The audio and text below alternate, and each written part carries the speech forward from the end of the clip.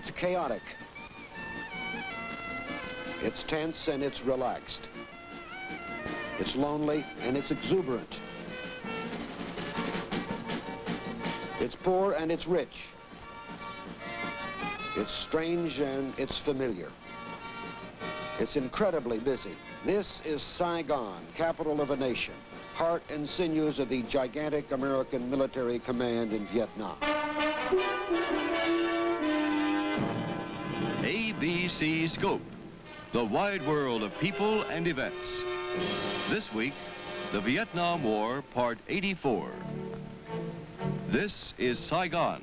Here with that story is ABC correspondent John Scully. Almost 2 million Saigonese are jammed together in the homes, hovels, and estates of this once beautiful capital. If you add those who live across the Saigon River, the total swells to almost 3 million people, all living within a 20-mile radius of downtown Saigon. It's the capital of a country that's been at war for almost 20 years. It's the seat of government, the focal point of intrigue, and it's the headquarters for the United States Military Command. It's home, too, for some 500,000 refugees who fled to the big city to escape communist terror and the bombs and bullets from both sides. The full fury of the war has scarcely touched Saigon. It's relatively safe. Despite the danger of sudden sabotage and shooting in the streets, it attracts visitors, GIs on leave, and even American tourists anxious for a feel of the war. Finally, there are the newsmen. For them, Saigon is a dateline, a place to sleep, a mailbox. This is Saigon is a report on how all these people live. It's not meant to be a comprehensive survey, but just a glimpse at how it looks to someone who lives there. Mornings in Saigon begin with a Dawnbuster show with disc jockey, Army Specialist Kramer Haas. We'll join him after this message in just 1 minute.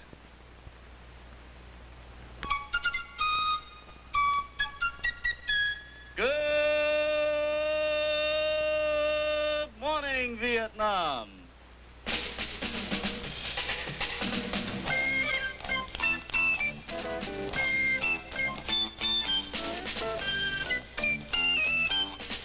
Our time is 19 minutes, 19 after 6 o'clock in the morning. We have all kinds of good music for everybody on this Dawnbuster for a Monday morning. Hope you'll come along and join us. This is your host, Army Specialist Kramer Haas, the record man.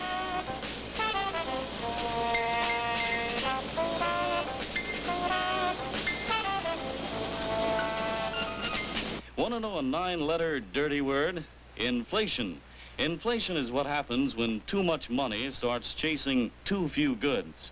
It begins with buying too many piastres on payday and reflects in higher prices for food, taxes, souvenirs, laundry, and other items. Our time is 24 minutes after 6 in the morning. Kramer, the record man, in session with music, reminding you we'll have headline news for your information at 6:30. Way down south in the land of cotton, folks up north are soon forgotten. Look away, look away,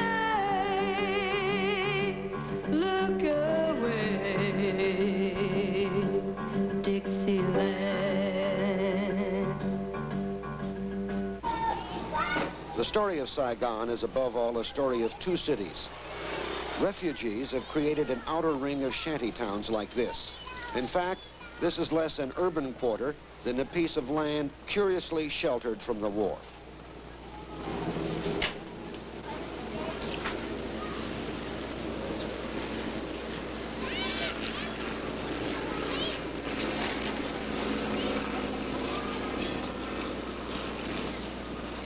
The refugees have created a compost of shanty villages where they live with their children.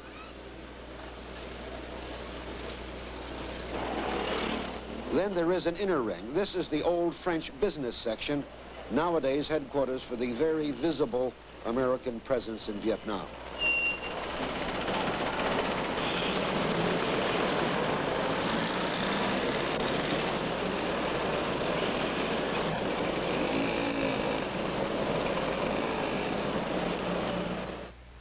To get a better idea of what's happening, take a close look at this old French map. Saigon was once called the Paris of the East. The French designed it that way, but the French never imagined that more than 400,000 people would live here. Today, more than 2 million people are jammed and squeezed into the metropolitan area. Saigon is the world's most crowded city, twice as many people per foot than even Tokyo. Just off the waterfront is Saigon's District 4. Squatters and refugees have built houses, roof touching roof, on what is swampland. That ugly black gash is where a flash fire last winter burned up 800 houses, making 5,000 people homeless. Shelters made of cardboard and flattened beer cans, no running water, open sewers. American officials admit conditions like these are a scandal and feed the Viet Cong propaganda machine. Yet city officials are hard-pressed. In 3 years, more than 500,000 refugees have poured into Saigon. Diseases of old age are hard to find here. Average life expectancy in Saigon is only 40 years. In a city with only 7 playgrounds, children swarm everywhere.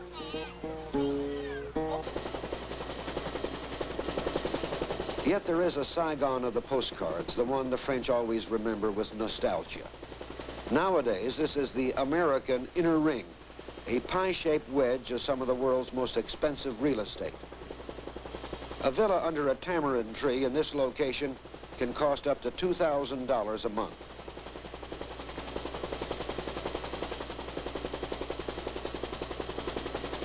Easily Saigon's most dominant feature is the Saigon River. Song Saigon, the Vietnamese call it. Big muddy to the American sailors who have to bring their ships 40 miles inland from the China Sea.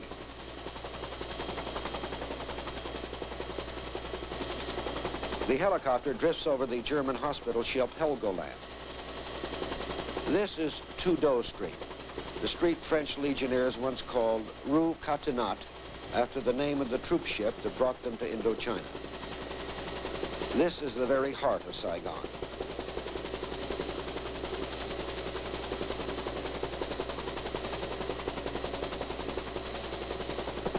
On the right is the Caravel Hotel. That's the Constituent Assembly.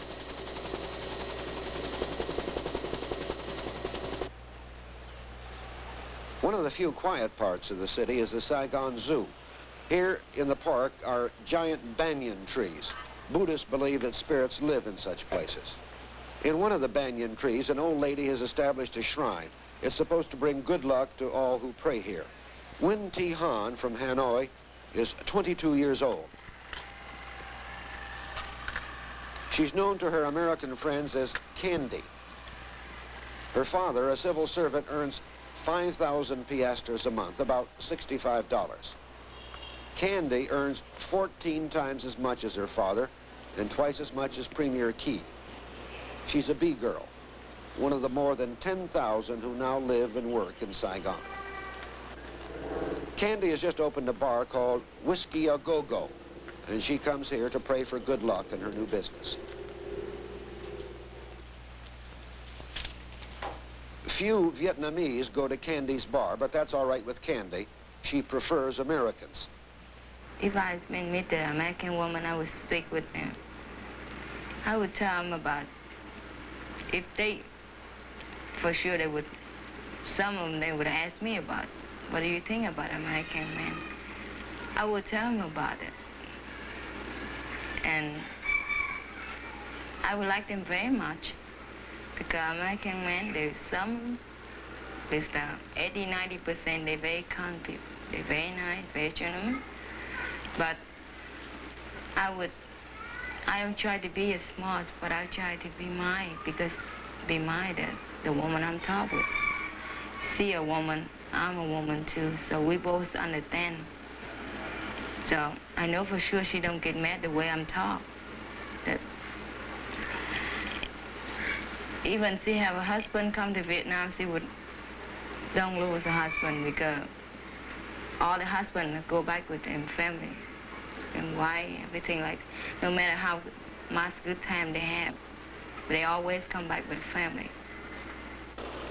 Tu Do is Vietnamese for freedom, and this is Freedom Street, the 5th Avenue of Saigon.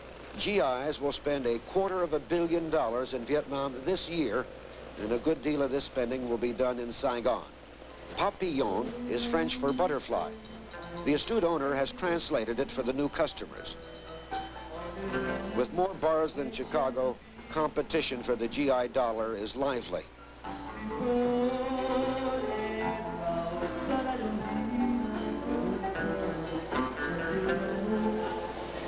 Things are quieter by the Saigon River. A short walk from Tu Do Street is the floating restaurant called My Con, meaning beautiful view.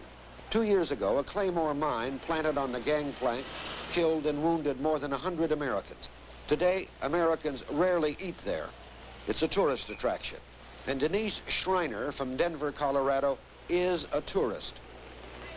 Surprisingly, more than 20,000 tourists visited Vietnam last year. The Vietnamese National Travel Office actually welcomes visitors and offers what they call several delightful tours of the city.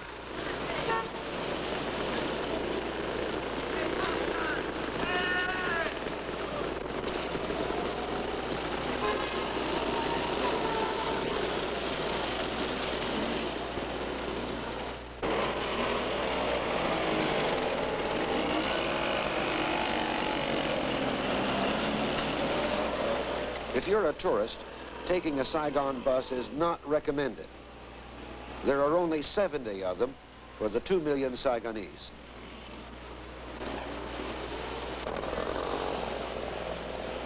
The sights of Saigon are limited. There is a stagnant pool at Le Loi traffic circle. And across the street, the Marine Monument, notable only because it was built in 3 days from quick hardening cement donated by a U.S. aid program. Tourists in Saigon could shop at any of the dozens of tarpaulin-covered stalls that cater to the GI. But the boulevards in the city, once known as the Pearl of the Orient, are nowadays broken and rutted. More than 500,000 bikes and motorcycles make Saigon more smog-bound than Los Angeles. Saigon traffic has been compared to a Mack Sennett chase. In a way, this is a pretty good description of Saigon itself today. Choked, paralyzed, chaotic, frantic. This is Saigon in 1967. ABC. Denise Schreiner from Denver, Colorado, arrived in Saigon with $200. ABC News correspondent Bill Brannigan asked why she came to Saigon. Saigon is where it's happening. It's where it's at. There's excitement and urgency, you know. If you could talk to the people in Denver now, what would you tell them about Saigon?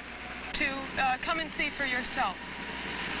It's impossible to convey what's happening.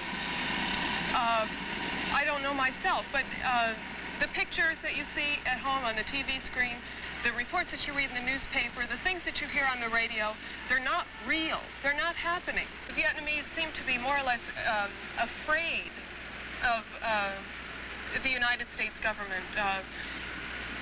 Everything that's done here that's new in any way, the old customs, the old traditions are theirs. But that's really all. They're converting hotels into military billets, not for Vietnamese military, but for United States military. The bars and things on the streets, they're for American men. They're not for Vietnamese men. Everything is being designed so that it pleases the GI, it pleases the American government, not so that it pleases the Vietnamese population, and I don't feel that that's right. How much concerned were you with the Vietnam question before you left? Not much, to be perfectly honest. The Vietnam War didn't concern me because, like I was saying before, there are too many reports on it. Your mind gets dulled after a while, and you don't even hear it. You say, you know, if something really huge happens and they repeat it over and over, it might sink in. But, the Vietnam War, the anti-Vietnam War demonstrations and things like that annoyed me more than anything else, because what do they know? You know? They read the reports just the same as I did. And I don't know. It just didn't seem possible to me that they could get that upset over something that they hadn't really had any first-hand experience on. Aren't you a little bit afraid in Saigon? Saigon doesn't really frighten me. From what I've seen, it doesn't... I find it difficult to be afraid. As yet, I haven't been afraid, probably because nothing has happened to me. I haven't seen any terrorist acts. I haven't even seen the results of any terrorist acts. The only time I was ever afraid, the only time since I've been in Saigon, was when I was sitting in a nightclub and there were two Vietnamese gentlemen sitting next to us. And after they left, the management came over and were turning up the table, so to speak. And there was a Chinese girl that was with us that night, and she said that they were looking for a bomb. And I thought to myself, oh, what if they didn't find it, you know? And you sort of brace yourself. But that's the only time I was ever really concerned, or even really ever gave a thought to it. It's not real. At times, a good deal of what's happening in Saigon doesn't seem real. The city is caught between a kind of peace and a kind of war. It tries to accommodate them both. Nightclubs offer one form of escape from the endless fighting. Yet every night the war draws a tight circle around Saigon. Here in the suburbs, the Viet Cong are at the end of the street. You can see the flares and hear the B-52s bombing at the city's edge.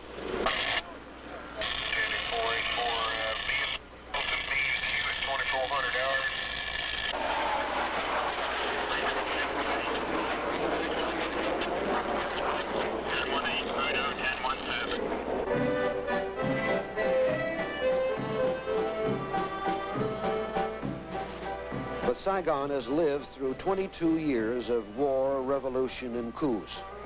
In this Vietnamese officers' club, the war takes a back seat to the monthly dance.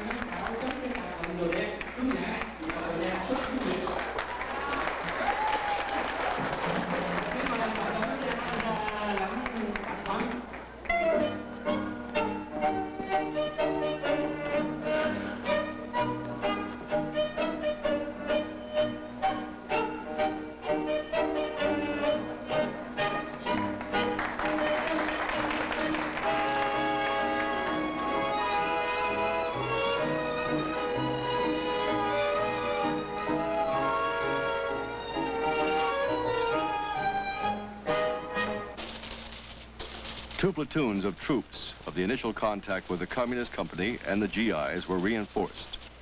30 miles away at the Air Cavalry's base camp, a Communist mortar squad zeroed in on the helicopter pad. 80 rounds rained in, wounding 2 GIs and causing light damage to aircraft. All the same, no one can forget the war for very long. There are more than 500 correspondents working here. Saigon, a headline news town, never sleeps. A story moving across the wire tonight in Saigon will be broadcast instantly, viewed over tomorrow's breakfast in far-off Philadelphia. Tiger, please. Among other things, Saigon has a telephone problem. Saigon is the only place in the world where you have to make an appointment to get a dial tone on the telephone. Tiger Central, nerve center for all messages coming in and out of Saigon. It works rather like an old-fashioned party line. When President Johnson calls Premier Key, the call stops off here first, and it's frantic.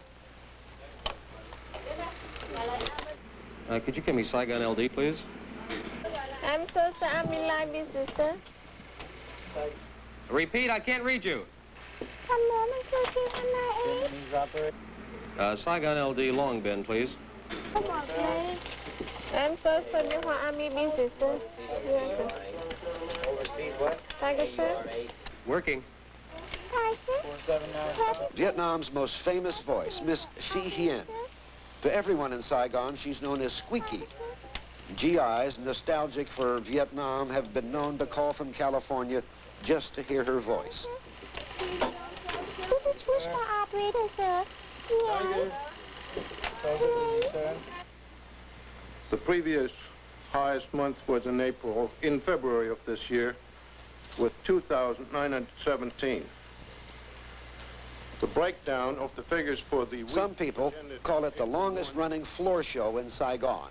To others, it is the 5 o'clock follies, the daily briefing on the war at the United States Mission. And 69 others.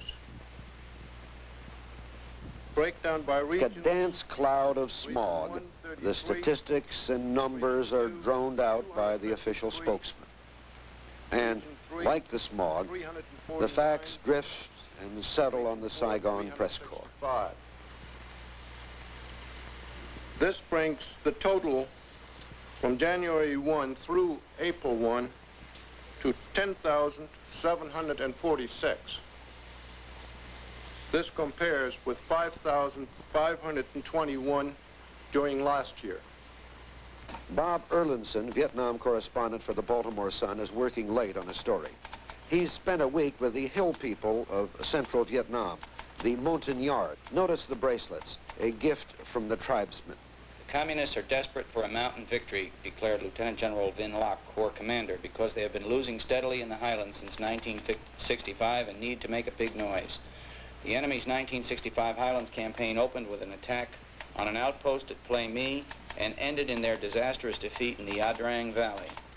This has been a routine war story for Erlandson, and though he doesn't know it yet, the next morning, along with ABC News correspondent Dave Snell, he's going out on what he thinks is another routine story. This time, he will be blown up by a Viet Cong mine. He will survive, and in Saigon later, he will write that story. Negative contact, car 9, wake up there. Saigon is quiet now. Most of the town is asleep. But this is a city that is as full of paradox as it is of problems. High air, Sheriff. All loud and clear on me. High air, Samuel. Wake up there. See, just let it go.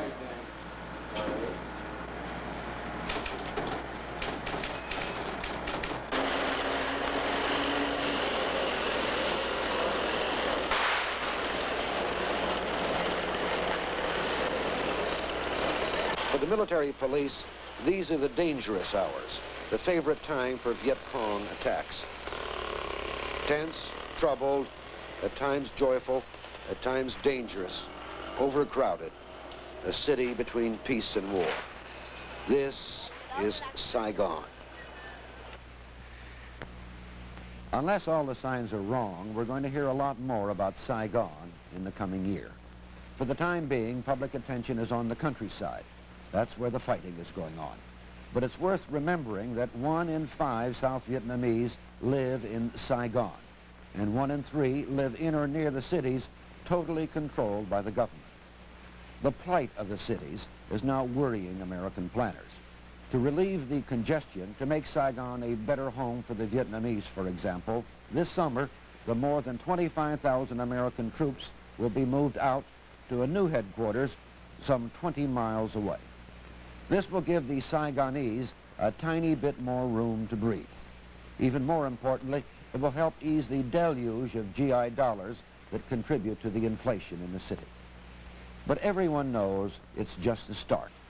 To restore the people's pride in their cities, to make them islands of safety in a sea of war, much more must be done in a dozen areas long neglected. It's difficult to believe that someone's attitude toward the war would be influenced by whether the garbage is picked up regularly, but it is. To the Vietnamese, it's a visible sign of whether the government cares about them or whether authority is breaking down in the face of enemy pressure. Saigon today is a grubby, frantic city, yes, but it's also where the roots of a future democratic and free Vietnam must be found and nurtured. This is John Scally in Washington.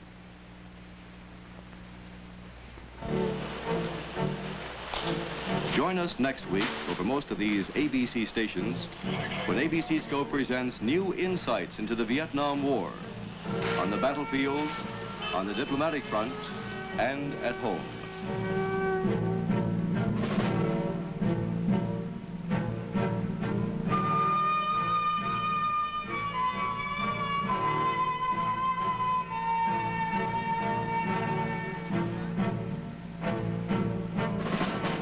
John Causier speaking. This has been a presentation of ABC News.